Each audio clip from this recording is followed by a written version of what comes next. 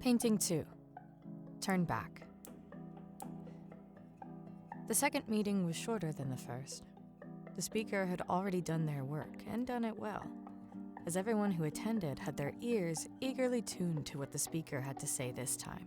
I was as eager as the rest of them to hear what glories awaited with these new innovations and investments to ease. And after my conversation with Morgaith last time, I was determined to listen and hear, and most importantly, understand what the speaker had to say.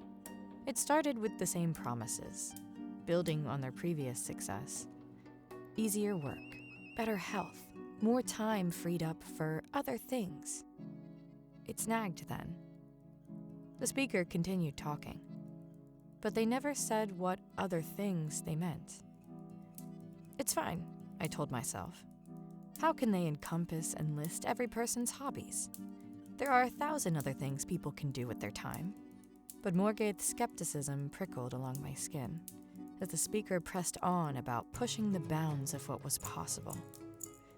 Instead of 3 pairs of shoes, we choose from 30, 300. Instead of summer's pickles, we could have fresh fruit in winter. On and on the speaker spoke, listing choice and abundance in steady litany, while all I could think was, where will all those shoes come from? If we had more time for other things, who would be left to make shoes? Or were we all soon to be expected to make shoes in our newly free time? Who needs 300 shoes? I thought. You can only wear 1 pair at a time.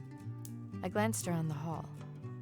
Eager faces watched the speaker with unerring rapture, and for the first time, I sensed what Morgaith had already perceived. The promises the speaker made were glorious, but their reality couldn't be made possible without some kind of trade-off, of which the speaker remained resolutely silent.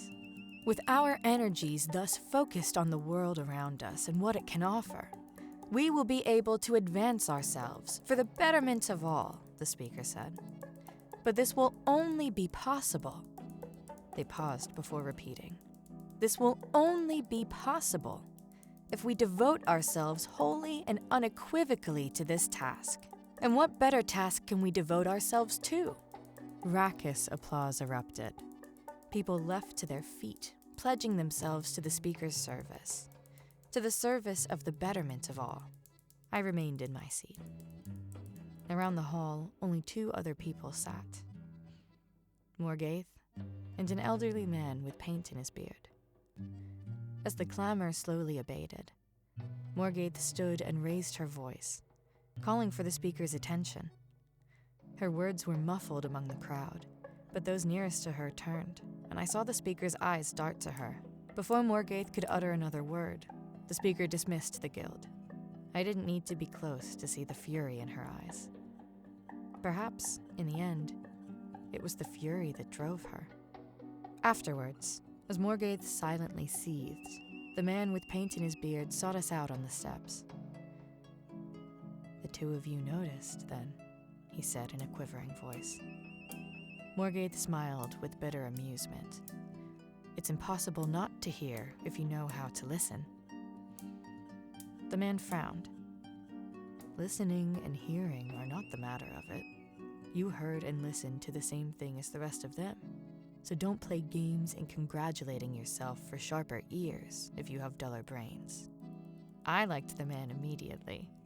There were few who chose to compete with Morgaith's riddling games. After the meeting, I feared there would be fewer still.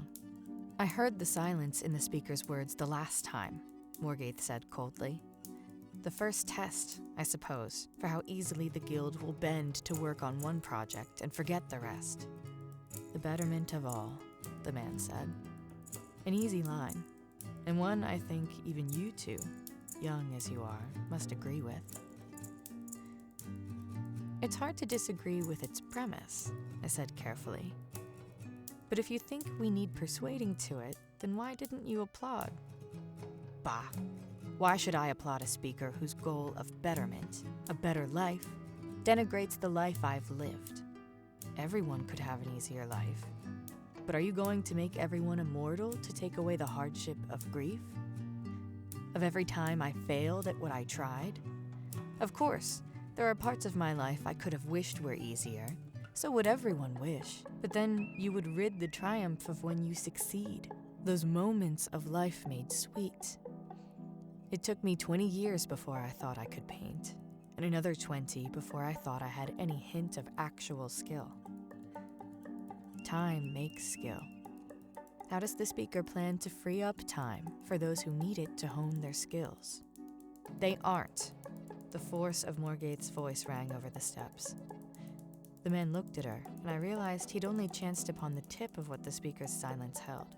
When Morgaith spoke again, horror crept over his weathered face. The speaker cares only for the skills that will grant them the particular progress and betterment they want. The only sort they're speaking of, so they can say they've delivered it. What happens to the rest? What happens to those of us who can't make trees fruit in winter, or who can't make 300 shoes in half the time it takes to make 30? No one can make that many shoes so quickly, I interrupted. Morgaith glowered. Then the speaker will innovate until they find a machine that can. A machine, the man murmured. If we want to keep our skills, Morgaith said, then we no longer have free time. How do you value your work when your work becomes deemed worthless? Looking back, I could have done with some of that fury. As the crowd howled their approval, all I heard was the silence to come.